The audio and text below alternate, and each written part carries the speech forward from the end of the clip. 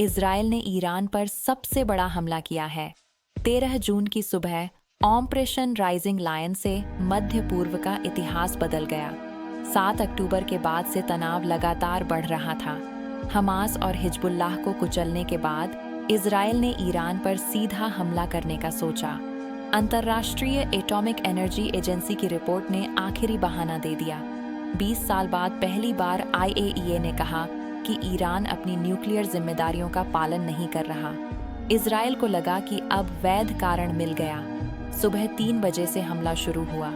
200 से ज्यादा Israeli fighter jets ने ईरान के 100 से अधिक ठिकानों पर बमबारी की। मुख्य निशाना ईरान के न्यूक्लियर साइट्स थे, नतंज, फोर्डो और इस्फहान।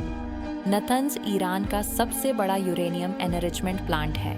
यह जमीन के 300 फीट नीचे बना है और मजबूत एयर डिफेंस से घिरा है।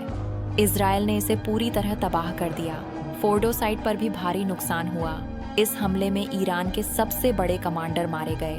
रिवॉल्यूशनरी गार्ड के चीफ हुसैन सलामी और 4 वरिष्ठ जनरल खत्म, साथ ही 6 न्यूक्लियर साइंटिस्ट भी मारे गए। तेहरान के तजरीश इलाके में 50 से ज्यादा लोग घायल हुए, जिनमें 35 महिलाएं और बच्चे थे।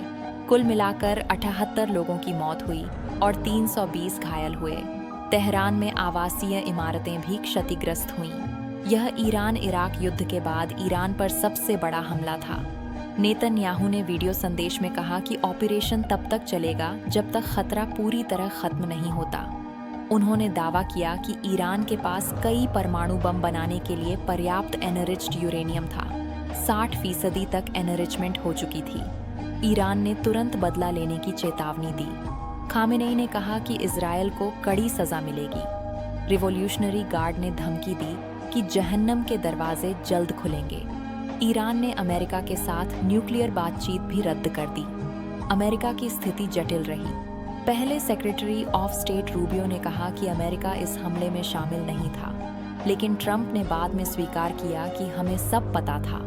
उन्होंने कहा कि वे ईरान को अपमान और मौत से बचाने की कोशिश कर रहे थे। भारत ने दोनों देशों से संयम बरतने की अपील की है। हमारे दूतावासों को दोनों देशों में भारतीय समुदाय के संपर्क में रहने को कहा गया। यह हमला मध्य पूर्व में नए युद्ध का संकेत है। अगले 24 घंटे बेहद महत्वपूर्ण होंगे। सत्यमेव जयते।